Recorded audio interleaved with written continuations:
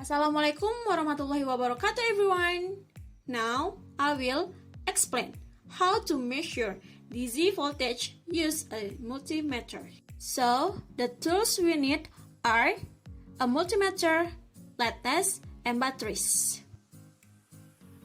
The procedure is: first, turn on the multimeter and set the scalar position.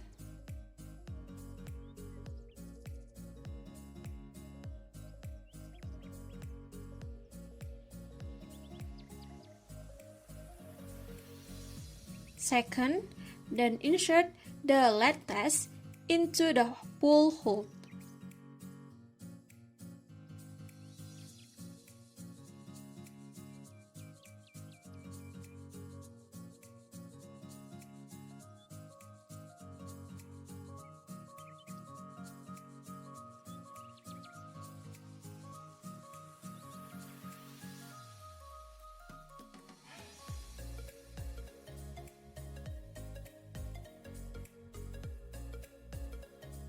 Then connect the LED test to the battery to be tested. Red for positive and black for negative.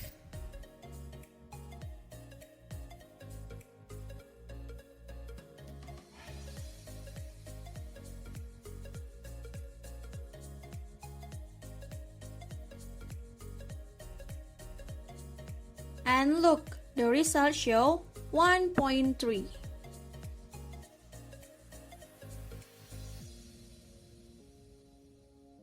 Thanks for watching my video. Don't forget to like, comment, and share. See you in the next video. Bye-bye.